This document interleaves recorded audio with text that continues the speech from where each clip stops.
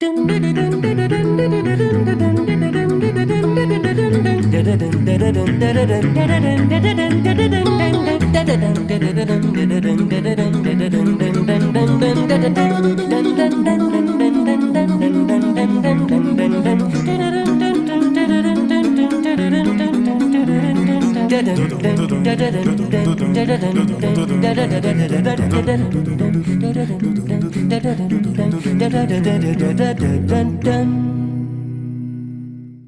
evening, ladies and gentlemen. We're so glad to welcome you as part of our community tonight. Please note that this webinar is being recorded and distributed live stream. By entering this virtual meeting room, you give your consent to be recorded and distributed by Vienna Live with Simeon Moore and other third parties. If you wish to not be recorded, please go to the LinkedIn Live video feed, the link to which I have just placed in the chat room.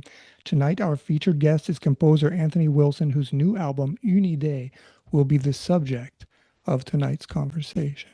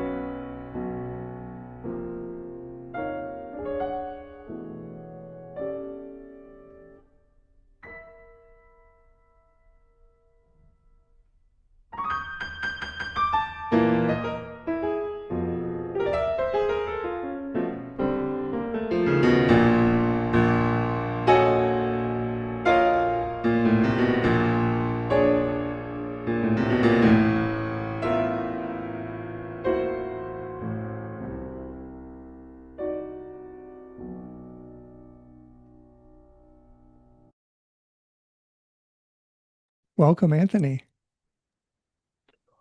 Hi, Simeon. Lovely to see you. Anthony, tell us a little bit about where you come from, how your musical tastes were formed, and the moment you decided that you would be a professional composer. Well, first of all, Simeon, I'd like to thank you very much for giving me this valuable opportunity to share my work with your audience. I'm from Melbourne, Australia, and from a very early age, I was exposed to a variety of both classical and popular music. And over the years, I have developed that love and appreciation for both of those steadily. To be honest, I don't know that there was one particular moment that I made the decision to become a serious composer. Rather, I think I would say that it was something I was gradually drawn towards over the years. I do have a vivid memory when I was very young, probably maybe around the age of 5 or 6, of a piano suddenly appearing in our living room at home. And from that time, I was fortunate enough to be given the opportunity to learn how to play the classics. But what I remember most about that time was my love of experimenting with creating my own sounds and ideas. So I guess in some ways my journey towards being a composer started all the way back then. Looking back, I can see, that is always what I really wanted to do, but I would dismiss it as being impractical. I just couldn't see how on a practical level I could make it work, especially financially. So I just continued to dismiss it, but things in life just continued to lure me back towards wanting to learn more about it. And I found myself more and more engaged in it to the point where in the end I realized that I couldn't dismiss it any longer and I had to really get in there and give it a serious go to do my best with it. And at that point, I guess I just kind of figured, well, the practical side of things will sort themselves out somehow. I didn't quite know how, but somehow sometimes in life, you've just got to go in and give things a try and trust that things will work out. And that's certainly what happened. So I'd say that over time, my thinking and priorities gradually began to change until one day I woke up and realized that I was living the life of a composer. And that's where I am now. Let's have a listen to our next track. This is Une Idée.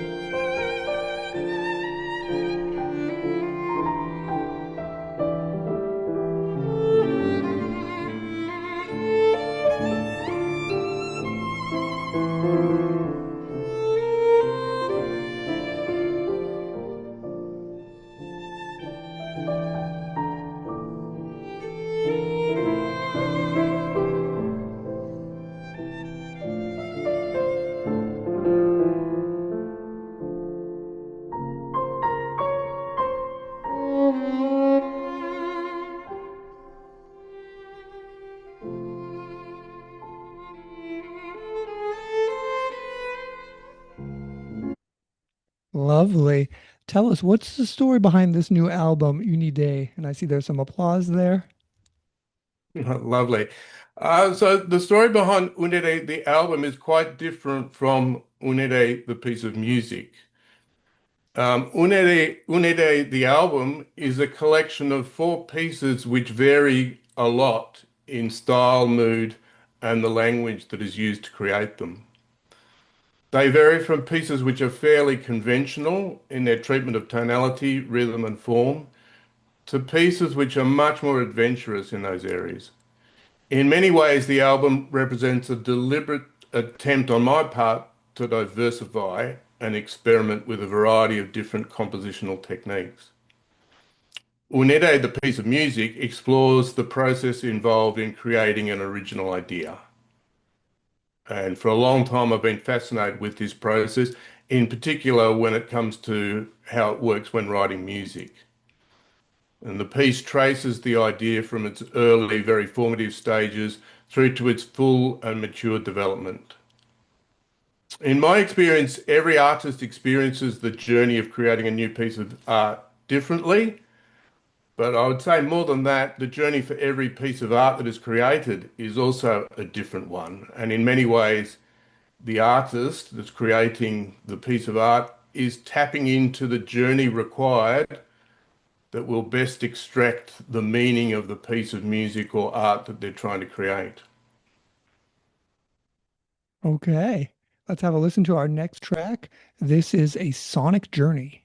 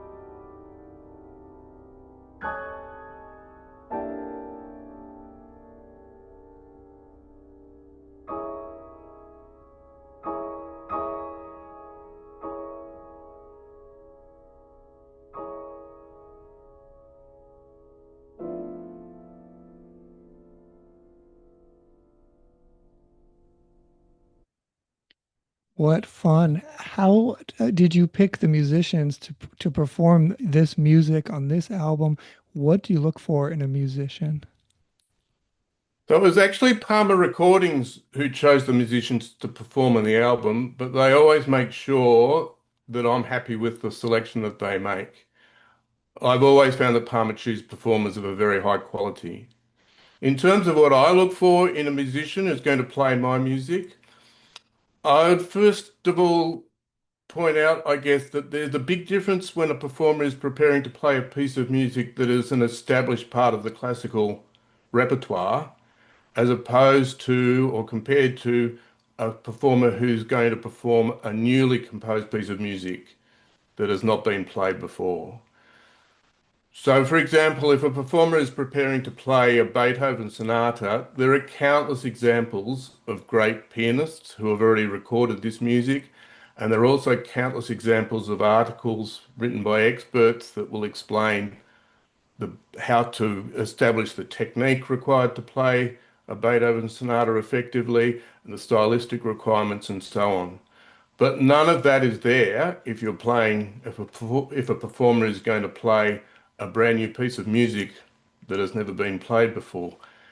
So they have to interpret the score. A lot is left up to their own devices. They have to learn how to interpret the score for themselves. Sometimes they will have the benefit of being able to talk to the composer, but a lot is left up to them. Now, in some cases, that excites some performers. In other cases, it puts them off. So for me, I'm very interested in the performers who get excited and want to rise to the challenge of discovering a new piece, and what's entailed to bring it to life. So that's one of the things I look for. Also, as a composer, I have found sometimes you need to have quite a resolute and uncompromising attitude towards identifying and extracting the essence of the piece of music that you're writing. And so also I look for performers who have that kind of determination to get to the heart of the music that they're going to be playing.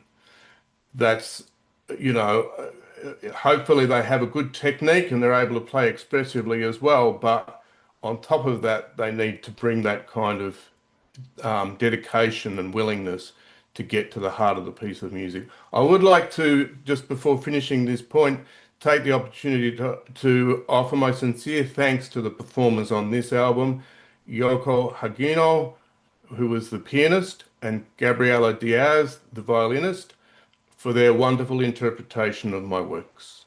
Thank you. Let's have a listen to our next track. This is Zambra.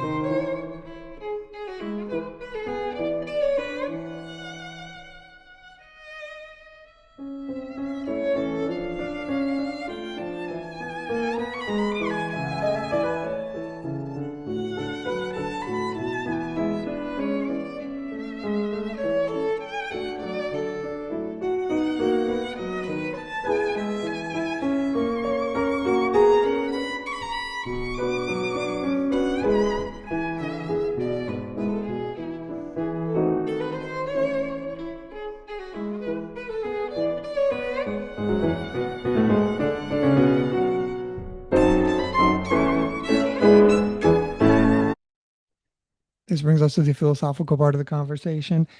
Une idée translates from French as an idea. There is a delicate power dynamic that occurs between the creator and the idea itself. If you grab at a new thought too hard, you may stifle it, and it will disappear from in front of your eyes. In a way, the creator is not building the idea, but inviting it to show itself.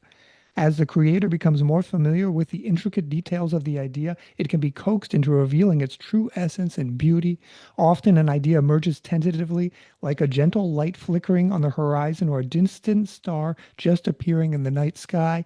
Seemingly arising out of nowhere, it gradually grows stronger during development until at last it emerges fully formed, radiant, and complete. End quote. How do you know you've discovered a great idea, Anthony? How do you know when it, quote, emerges fully formed, radiant, and complete? Yes, interesting questions. How do I know if I've discovered a great idea? Well, I think it's kind of similar to a person who is listening to a piece of music for the first time.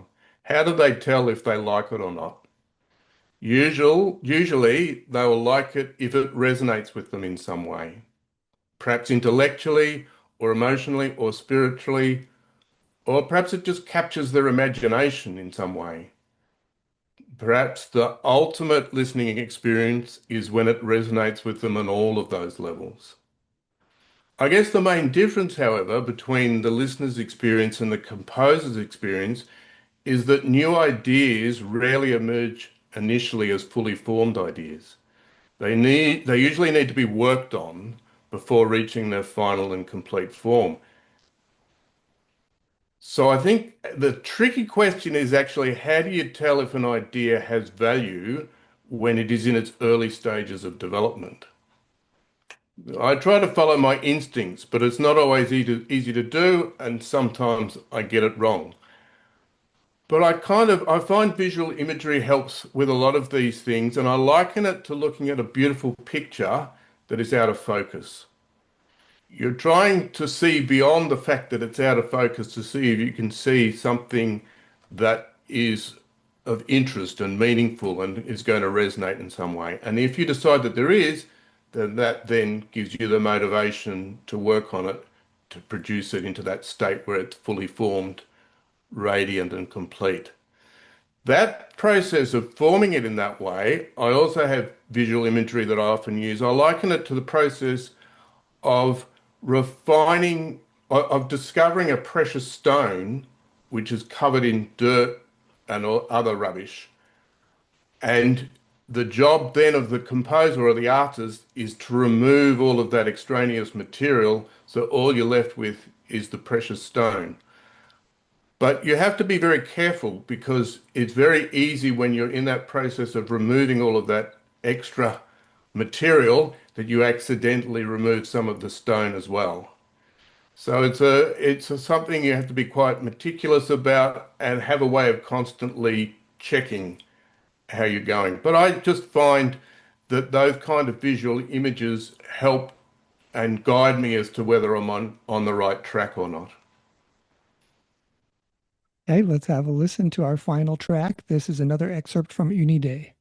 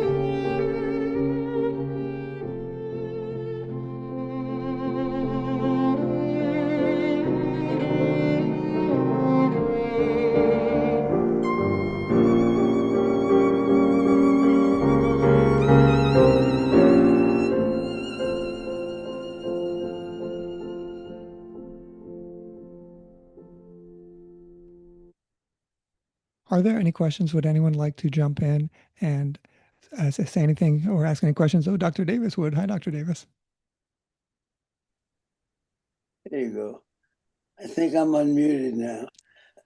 You'll have to excuse my voice, but I've been suffering with a bad laryngitis. Mr. Wilson, wow, you have received something from somebody. Your music is beautiful. Thank you You, very much. you make me think of Bach or Beethoven or Brahms. Wow, High compliments indeed. wow. And what part of Australia do you come from? I come from Melbourne, down in the south of Australia, Mm. southeast. Being an American, I guess 80%. I don't know too much about Australia, though I've been there once and enjoyed it. And just keep up that music. I've written down your name, and I've got Sim as a backup to find out more, A, about you and listen to more of your music. I'll see what I can do to get people to play it. Thank you very much. You're That's welcome. that's lovely to hear. Thanks, Dr. Real, Davis. a really wonderful choice, Tim. Thanks. Thank you. Thanks, Dr. Davis. And so, final question. What do you wish all of us, Anthony, who listened to this album, what would you like us to take away from this experience? So I guess I wish that people can come on the journey of experiencing the diversity of sounds that make up this album. The opening track, Steps Through Time, is predominantly an atonal work for solo piano, and it takes the listener on a journey looking at a variety of different musical styles and textures which have been with us over the centuries. And as a way of both unifying the material and also to show respect for a composer whose work has had a profound impact on musicians for centuries, I make use of the Bach or BACH motif in that piece. The second track, Une Idée, which we've spoken about quite a lot, is a piece for piano and violin, which is much more conventional with the use of tonality. And that piece, as we've said, explores the abstract concept of creativity. The third track, Zamra, is also a piece which is fairly conventional in its use of tonality, and it's for piano and violin. I think of that as the fun piece on the album, and it describes a lively gypsy dance. The last track, A Sonic Journey, for solo piano, and it's predominantly an atonal work. This work came about as a result of my adventure into a sonic world which moves away from the conventional treatment of tonality, rhythm, and form. So I just hope that listeners can enjoy that journey of the diversity across the album. Okay, let's Thank you see. very much. Thank you, Anthony. Let's see how we can get the album. It's on Novona Records, and that's novonarecords.com. All you have to do when you get there is type in Anthony Wilson, Anthony Wilson, and it should come up right away. There it is. Une Idée, learn more, and you can buy the album, you can listen to it, get all the information, everything there at novonarecords.com. And if you'd like to stay in touch with Anthony, it's anthonywilsonmusicstudio.com. And people can reach out to you if they have any questions through this website, Anthony. Absolutely. And Per- my email is on that website also, so you can contact me via email. Perfect. So feel free to reach out to Anthony at anthonywilsonmusicstudio.com. Thank you so very much to Anthony Wilson.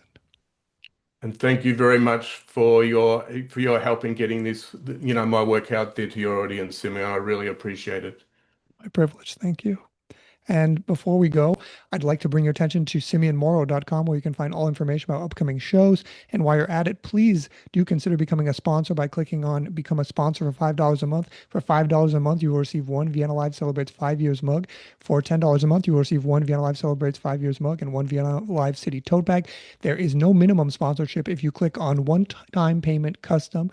All sponsorships ensure that Vienna Live can continue to operate as a free public classical music service.